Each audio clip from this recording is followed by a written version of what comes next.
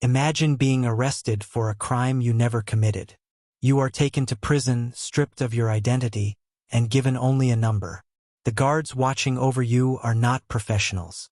They are ordinary college students. What begins as a psychology experiment soon turns into a disturbing display of power, obedience, and human cruelty. This is the story of the Stanford prison experiment. In 1971, Stanford psychologist Philip Zimbardo wanted to answer a troubling question. Do abusive prison conditions create cruel guards? Or does power itself transform ordinary people into oppressors?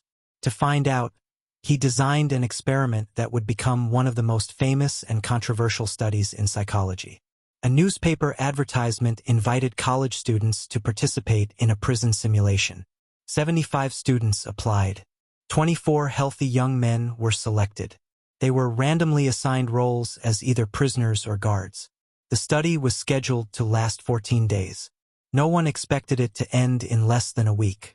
A basement at Stanford University was transformed into a mock prison. Cells were constructed. Surveillance systems were installed. Everything was designed to feel real. The prisoners were even arrested at their homes by actual police officers. They were fingerprinted, searched, and assigned identification numbers. Their names were taken away. The first day passed quietly. Then everything changed. The guards quickly embraced their authority.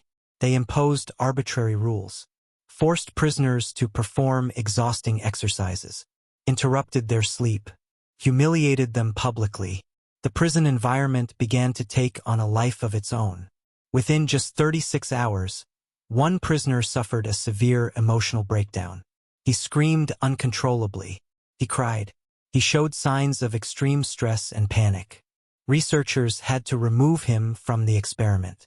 Soon, several other prisoners experienced similar psychological distress. The most shocking fact was that the guards were ordinary students. They had no history of violence. Yet many became increasingly authoritarian. Some verbally abused prisoners. Others imposed degrading punishments. Several appeared to enjoy their newfound power. The experiment revealed how quickly social roles could influence behavior. The study was intended to continue for 14 days. It lasted only 6.